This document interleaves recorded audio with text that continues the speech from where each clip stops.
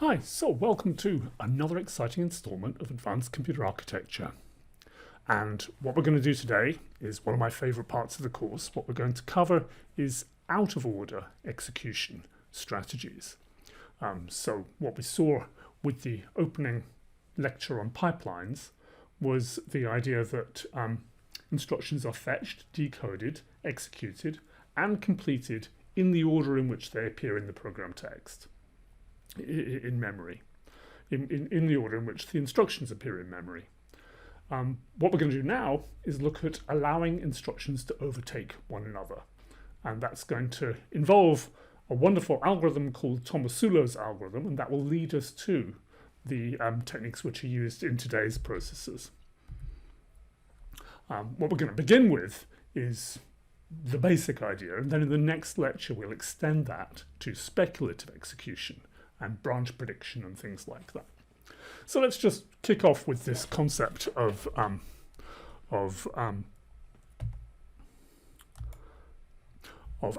overtaking. So consider this little sequence here. We have a divide instruction, and divides tend to take a really long time. They're often quite a substantial sequence of operations, and the result of that divide is being used in this add instruction. So this add instruction is going to have to wait for F0 to be ready. However, this subtract instruction that comes afterwards doesn't depend upon any of those things. So what we would like is overtaking. What we would like is for the subtract instruction to proceed despite the fact that the divide instruction has not yet finished, and despite the fact that the add instruction has been stalled, having to wait for the result from the divide instruction. In fact, we would like lots more instructions, perhaps, down the page, to be executable while this divide continues. So that's the idea, and the question is how we're going to make it happen. And the key to this is to recognize that we need to think about the phases involved. An instruction is fetched and then it's issued. And actually an analogy that I find helpful with this is an instruction is fetched and it might be that the instruction can execute right away, or we have to put it on a shelf. Put it on a shelf somewhere in the processor microarchitecture and activate that instruction when the conditions are suitable. When's that? Well, when all the operands are available. So that add instruction, for example, must sit on the shelf until its operand, the divide operand F0, the divide result F0 is available. And of course, we might also have to wait for an add unit to be available too. So there's two conditions for us to consider. So the life cycle of an instruction begins with issue, and then later, perhaps considerably later, in the case of that add, it might begin execution, and then it completes execution. And in the case of the divide, it completes execution and passes its result to the instructions that depend on it. In this case, there's just one, but in general, there could actually be several of them. Okay, so the crucial thing, of course, is to notice that we do have to actually fetch and decode instructions. We have to issue instructions in order, just in order to understand their dependence structure.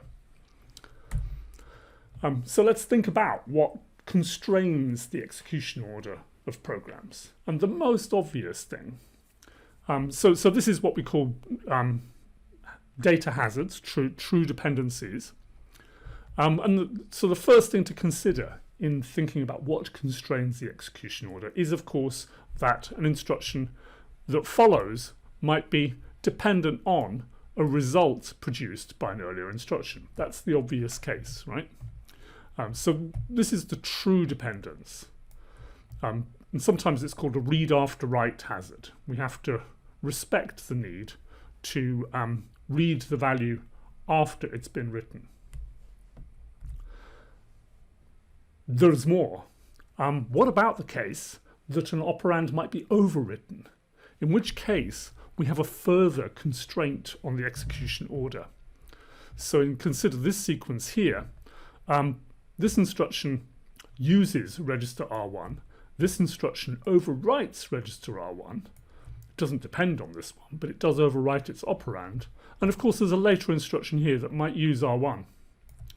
So we have to make sure that this instruction executes, or at least collects, its operand before this instruction overwrites that operand. And so this is a second reason why we have a constraint on execution order.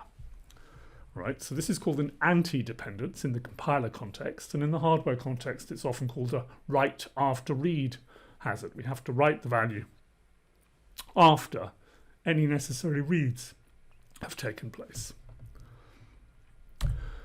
There's a third one, a sort of relative of that one. It's another, what's called a name dependence, because it's a consequence of how we've chosen to name our values by assigning them to registers. Consider this little sequence. This instruction computes a value, stashes it in R1. This instruction overwrites that value, and then this later instruction depends upon R1, and it's got to get the right R1, right? So that's another reason why we should be careful to make sure that this write occurs. This write occurs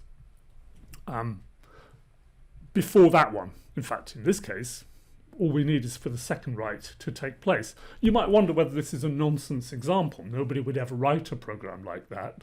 Firstly, I would say that if they did, we should expect it to produce the correct answer.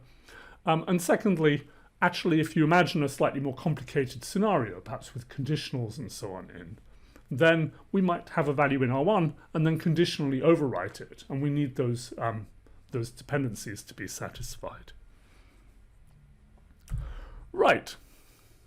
So what I'm going to propose is, when looking at perhaps this little example here, we're going to rename this decode stage issue instead of just instruction issue, instead of instruction decode. Because what we're going to do here is decode the instruction and check for any structural hazards. Is there a functional unit available? Is there a shelf on which we can put the instruction if necessary? And then we're going to later have a read operands step, which is where the operands are actually collected. So you can think of that as a register access step, but actually we're going to have to access the operand registers in the issue stage to check whether they are in fact ready. Right. So at this point, we're decoding this add instruction, and we discover that it depends upon F0. How do we know it depends on F0? Well, we might look at register F0 and see that it is marked in some way with a bit that says this value is not ready yet. It's being computed by an instruction that's in flight. So we're going to have a step here where we might collect the operands if they are already available. Otherwise, we will discover where they're going to come from and arrange for them to be collected in a later read operands step. Right? So in order to illustrate and introduce these ideas to you, we're going to get historical again. I'm going to talk to you about a early supercomputer, the IBM 360/91. There were many IBM 360 machines. IBM was incredibly successful in the 60s and 70s. And one of the reasons they were so incredibly successful is that they did an amazing thing. They defined a single instruction set for all of their products. And astonishingly, that instruction set is still being used, and assembly code from the 60s and 70s is still being run on IBM mainframes. I encourage you to go and look. They're actually well-paid jobs writing assembly code for the IBM 360, 370 instruction set. So they had this constraint that they needed to use a consistent instruction set for their entire product line, including their ambitions to build the fastest computers in the world, particularly for floating point scientific workloads. So a team was assigned to design and build the IBM 36091, the computer that was going to take on the supercomputer business. IBM were embarrassed that other people were building faster computers than them, and they wanted to compete. Their problem was that the IBM 360 instruction set, the key to their success, had 4 floating point registers: F0, F1, F2, F3, just 4 registers. And if you think about it, that really restricts what you can do. Obviously, it means that if you need many values in flight at the same time, you're going to have to introduce register spilling instructions. You're going to have to store values into memory or into the stack or something and pick them up later. That's one consequence of not having enough registers in the instruction set. But the other consequence is that you can't reorder instructions in the code. So you remember we talked about how you can schedule instructions to avoid things like load use stalls in the static pipeline in Chapter 1. In order to do that, for example, we took an assignment with an evaluation of a right-hand side, and we took another assignment with an evaluation of a right-hand side, and each of these separately had a load use stall in it. But what we could do is move some instructions up here and some instructions down here to fill those gaps and reschedule the instructions to avoid stalls. And we could do that in software. But if you do that in software, what happens is that you need more registers. And the IBM 360 instruction set could only talk about 4 floating point registers. So basically, the compiler couldn't help you. And that forced these people to confront a problem which we now are interested in for many more reasons than they were interested in then. They invented a scheme by which the hardware could do that dynamic scheduling, even though the compiler couldn't. And this machine, designed in 1966, seems a bit academic to look at a machine quite so ancient.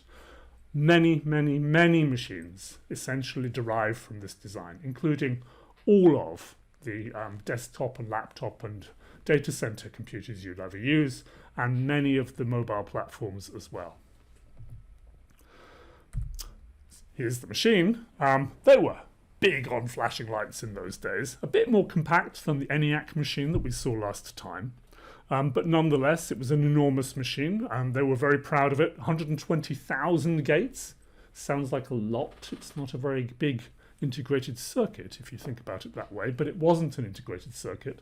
It was actually manufactured using these tiny little units with multiple transistors present on the device. So this was, I think, a 1 or 2 gate device. But it's not actually an integrated circuit. The substrate is not silicon. I read about this years ago, and I thought this was going to be a huge, exciting product for IBM. Turns out only 12 were ever made. It wasn't exactly going to take over the world. I think it was, to some extent, a vanity project for IBM. But it did create this lovely idea, which I'm going to introduce to you next. Oh, here's a museum version of the machine too. So, one of the key engineers on the IBM 36091 project was a guy called Tomasulo. And he invented this scheme that I'm going to explain to you now. So let me just show you my diagram and try and give you an introduction to how the diagram works, and then we'll see how the machine works. So in this diagram, we have some instructions.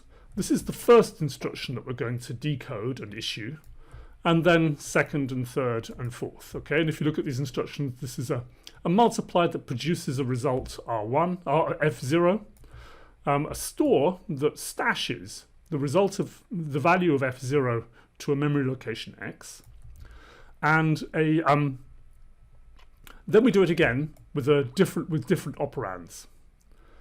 So we're going to overwrite F0 and stash that to another address, address Y.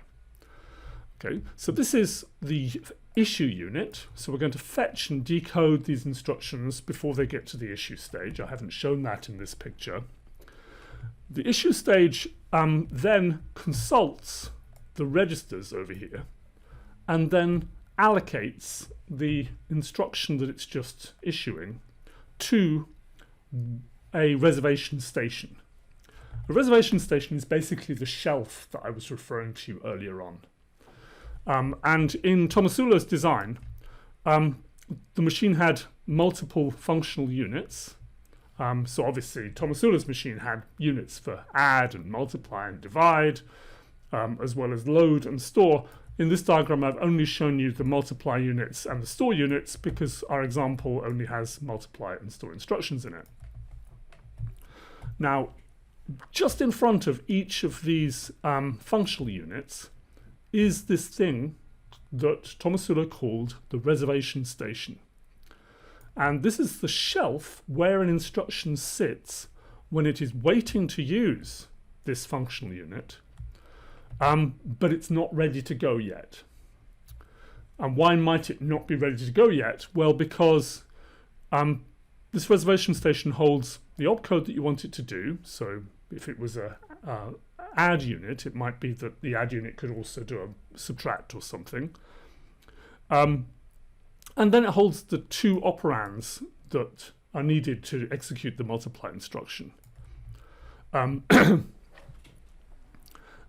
both of those operands need to be present before the instruction can progress to the multiply unit itself. But an instruction might sit here and wait until one or other of its operands has been computed. Remember our divide instruction from the example a moment ago, right? So that's the functional unit, the reservation station, the issue stage. Over here, we have the registers. Remember in Tomasulo's design, in the IBM 360 instruction set, there were only 4 of them. And a register can hold a value, perhaps a floating point number or something. It can actually also, so in addition, we have these tags. Now, these are not the same tags as we saw in the cache designs earlier, but they serve a sort of, well, a different purpose. So if the tag is null, then the value is valid, right? So if there is no instruction in the machine currently producing a value for f0, then the tag will be null. But if there is an instruction currently in execution in the machine, then the tag will not be null. Instead, it will indicate the ID of the functional unit which is going to produce the value for f0, right? This will become clear in a moment. So let's just think about what happens at the issue stage. So each instruction is issued in order. So we're going to work through these instructions one at a time. The issue unit looks at this particular instruction and collects the operands from the 2 source registers. So these are the source registers F1 and F2, and we collect the operands from here. Now let's assume, for the sake of this example, that there are no instructions currently in the machine, and therefore F1 and F2 are in fact present in the registers here, and the tags are null to indicate that they're present in the machine. The next thing then is that we need to update F0. F0 is the target for this multiply. What we're going to do is allocate the multiply operation to the first multiply unit, copy the values from F1 and F2 to operand 1 and operand 2, and update the destination register with the ID of the multiply unit that we chose to execute this, in this case mul1. Okay?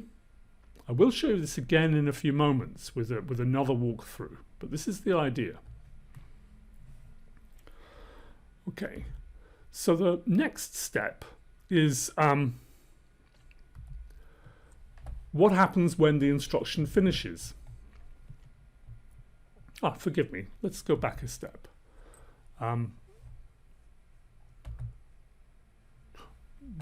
what happens when the second multiplier is issued? So when the second multiplier is issued, it's going to access F2 and F3. F2 and F3 are not currently being evaluated in the machine, so we can collect those values right away and pass them to the operand slots for this second multiply unit. So the second multiply unit is exactly like the first one. I've just shown the first one in more internal detail. So the second multiply unit also has an opcode and operand 1 and operand 2 field. So what we're going to do is pick up F2 and stash it in the operand 1 field for mul2, and pick up F3 and stash it in the operand 2 field for mul2. Then we're going to, just as we did before, having passed the operands, the values of the operands, to the reservation station that we assigned, we're going to update the destination register with the tag of where that's going to come from. That's what we did before, and that's what we're going to do again for the second multiply instruction. The wonderful thing is that the second multiply instruction also targets F0. So we're going to overwrite the tag in F0 with mul2, where previously it held mul1. We will walk through this again in a moment. Next thing then is what happens when instructions finish. So when the store instruction was executed, was issued, what did we do? What should we have done? What we need to do is to issue it to a store unit. So we pick the first store unit, store unit 1, and we pass this instruction to the reservation station for store unit 1. And the operand is F0. Now F0 is in the machine being evaluated. There is an instruction in the machine that's going to produce a new value for F0. Where is that instruction? It's probably by this time actually being executed in the multiply unit 1. So at issue time, what we're going to do is pass to the operand slot in the store 1 reservation station. We're going to pass it the tag that we read here. So at issue time, we read the destination register, pick up the tag, we read the source register for the store instruction, find the tag for it. Now we might have discovered that in fact the tag was null and the value was present.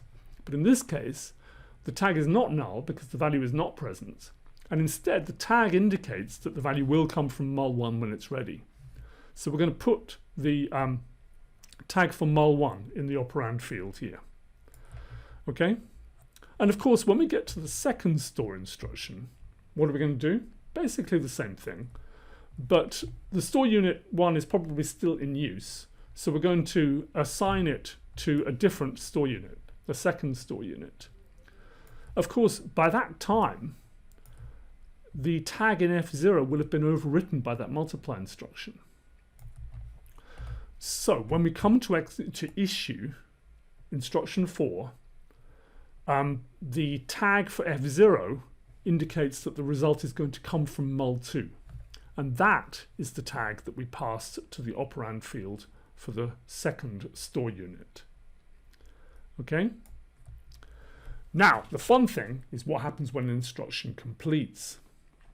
Instructions could complete in either order, so it's just possible that multiply unit 2 could finish before multiply unit 1. That seems unlikely, but suppose that in fact this was a divide instruction instead. Doesn't really matter which one finishes first. When it does finish, what does it do? Well, this is what this new pink common data bus is for. this common data bus connects all the functional units with where they produce their results to all of the registers and all of the reservation stations. So each register monitors the common data bus. If the register's current value is not valid and the tag is not null, then the tag indicates which functional unit is going to produce its result. So the register monitors the common data bus for any values that carry that tag. So when the multiply unit 1 finishes, it broadcasts its result on the pink bus with a tag saying this result is from mul1, and F0 could pick it up, right? Because it's monitoring the pink bus to see whether anything is carried on that bus whose tag matches the tag that it's waiting for.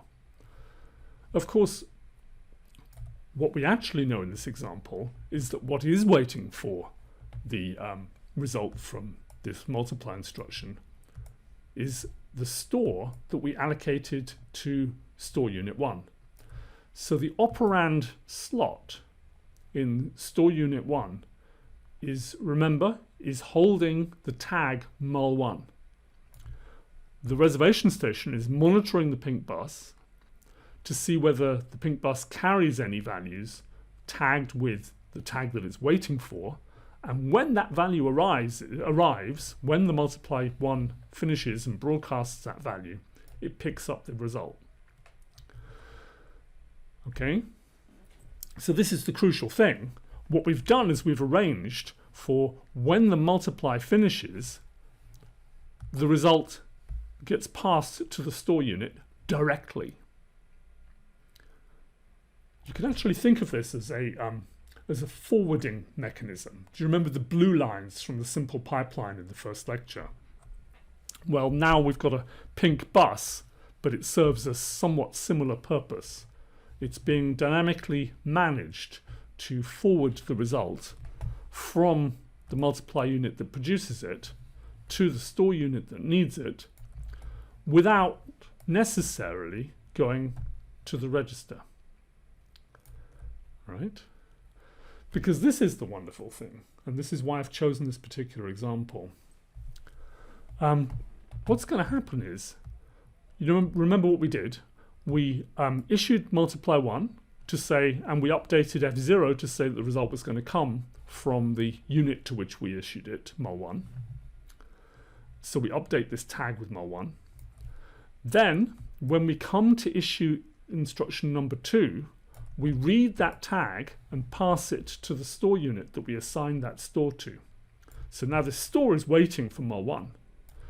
Then in this instruction, we overwrite the tag in F0. And in this instruction, we pass the tag from mul2 to the second store unit. Okay, so when the first multiplier finishes, its result goes on the common bus, is picked up by store 1 and is stored. But in fact, it is ignored by register F0 because F0 is now already waiting for mul2 instead. Got it? So that's Tomasulo's scheme in outline, and I find this quite a surprising thing. There's something mysterious going on.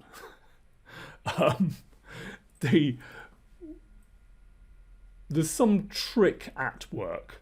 I think the trick that surprises one about this is that we think of registers as being a location where something is stored. But in the Tomasulo design, the register turns out to be a kind of tag that connects the production of the value to where it needs to be delivered to. So in a way, what we're doing is we're at issue time, we are decoding the dependent structure of the program dynamically. and arranging for the forwarding wiring to connect, to deliver results, operands to functional units at the right time. Okay. So what we're going to do is walk through this example again to try and make all this more clear, because when I do this lecture live, there's usually some questions, and I hope I can answer some of your questions here. So let's think about again what happens when we issue this first instruction here. What we're going to do is read the operands from the register file. We check whether the tag is null or not, and in this case it is, so the value is present, so we can pass the value direct to the reservation station. We're going to choose mul1 because it's idle. Fill in both operands, and both operands are valid at this time, so in fact the reservation station can pass the instruction direct to the multiply unit as soon as we do that. What we also do at issue time is update the destination register, but we can't update the destination register with the value of the multiply result because we don't have it yet.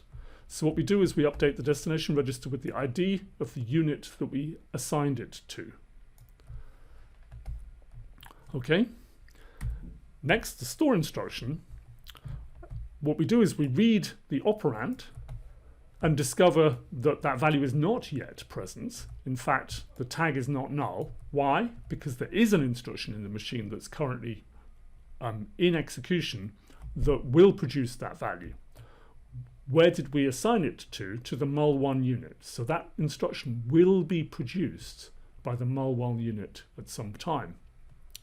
So we take that tag and we pass it to the store unit. We assigned this first store unit because it's idle, and we update its operand field with the tag of the mul1 for the mul1 reservation station, or the mul1 functional unit.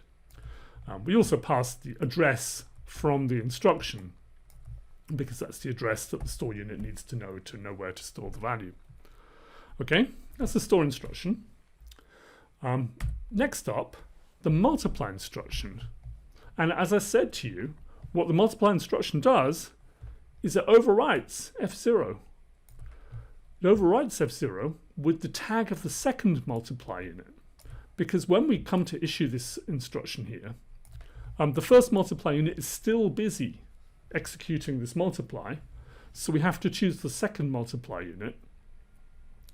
And we collect the operands from F2 and F3 as we did before, put them here, and then update the destination register with the ID of the multiply functional unit that we assigned this multiply instruction to. Then the store instruction, the second store instruction, we read the operand register, which is now mul2, and pass that to the second store unit. We assign the second store unit because the first store unit is occupied by the earlier store instruction that hasn't finished yet. Okay, so now neither of the two multiplies has finished executing. The two store units are both waiting for the operands of their respective multiply operations. They're waiting for a value to be broadcast on the common data bus that matches the tag that they are each separately waiting for. The registers, the F0 is also monitoring the common data bus, waiting for the value that it should have at the end of the day. In this case, at the end of the day, it's going to have the result from the second multiply instruction. Okay? Next thing that happens then, let's forget about issuing any more instructions. Let's just see what happens when those two multiplies eventually finish. So when the multiply unit eventually finishes, it broadcasts its result on the common data bus, carrying its tag, right? So the common data bus carries two different things. It carries the value and the tag. And the tag for this result is going to match the tag that the first store unit is waiting for. Incidentally, F0 is not waiting for the result from F1. There was a time when it was after the after the first multiply instruction, after the first store instruction, after the first multiply instruction. But now that's tag's been overwritten. Actually, doesn't matter. The result from the first multiply is still going to be routed correctly to the first store. So the next thing that happens is that the multiply unit 2 finishes and it broadcasts its result on the common data bus, this time carrying the tag for mul2. The second store unit is waiting for that value, and actually it turns out so is F0. So this result from the second multiply gets picked up both by this second store unit and by register F0. Okay. So thinking about what you've seen here, there are lots of questions that you could ask yourself about. I introduced the lecture by talking about read after write, write after read, and write after write hazards. And one of the things you might think about is what happened to them? So read after write is the easy one. This is the true dependence. So I hope you'll agree with me that we arranged that this store has a true dependence on this multiply. Right? So this store kind of shouldn't happen until this multiply is done, so that we can pass this result from the multiply to the store. And I think I've shown you a mechanism. I think you can see that this mechanism achieves that. More interesting, though, is that the fourth instruction overwrites F0. So there's a write after write hazard here. We need to make sure that any later instruction gets the correct value of F0. Right? There's actually there's a write after read hazard here. We have to make sure that this multiply doesn't overwrite F0 before the store instruction has used it. Right? Let's get that straight. Write after read is where we need to make sure that something is properly read before it is then overwritten. And the nice thing is that Tomasulo's scheme just looks after that for us. Right.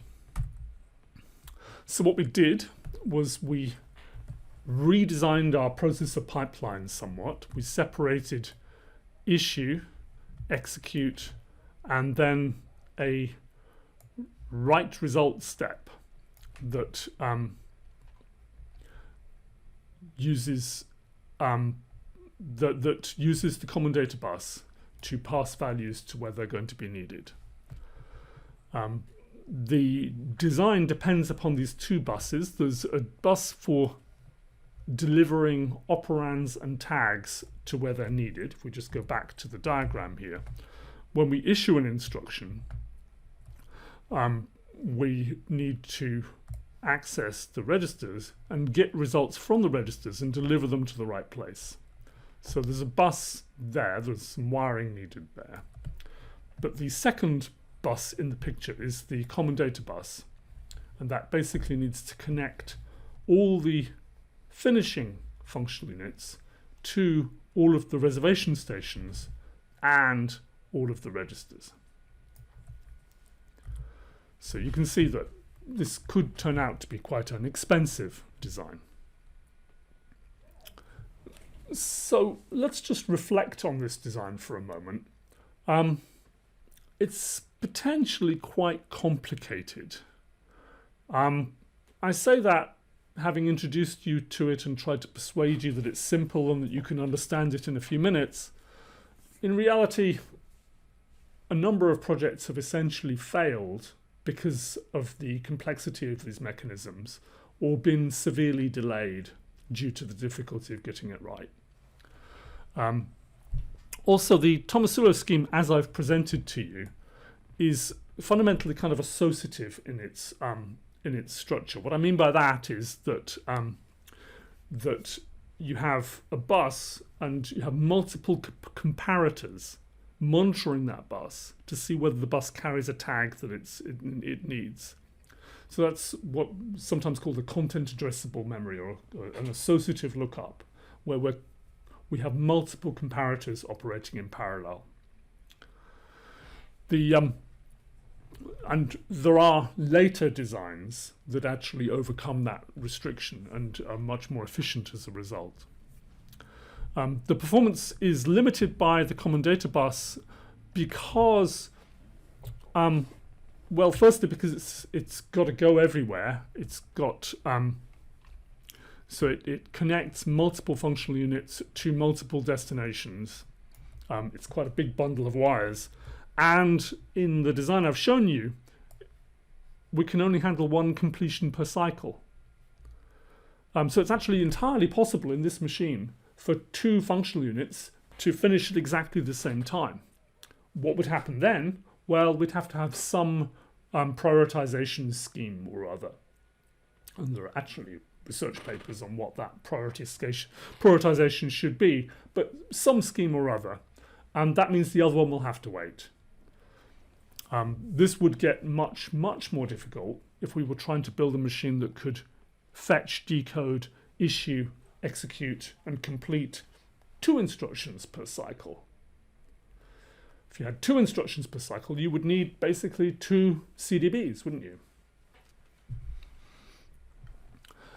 The most tricky issue, though, is actually this last one, non-precise interrupts. And we'll come to that very shortly. What I wanted to show you before we get to that is this. I want to show you that the Tomasulo scheme can overlap, can reorder instructions. That sounds nice. In fact, it can execute whole loop iterations in parallel with each other. Let me show you the illustration of that. In order to do it, one of the things to think about is that if you think about executing 2 iterations of the same loop in parallel, the 2 bodies of the same loop, I mean, they're the same instructions, so they refer to the same instruction set registers. So a compiler would have to introduce new registers in order to be able to find a static schedule. Tomasulo's scheme implements what effectively is register renaming. It reassigns the instruction that refers to F0 so that now the reservation station is being used instead.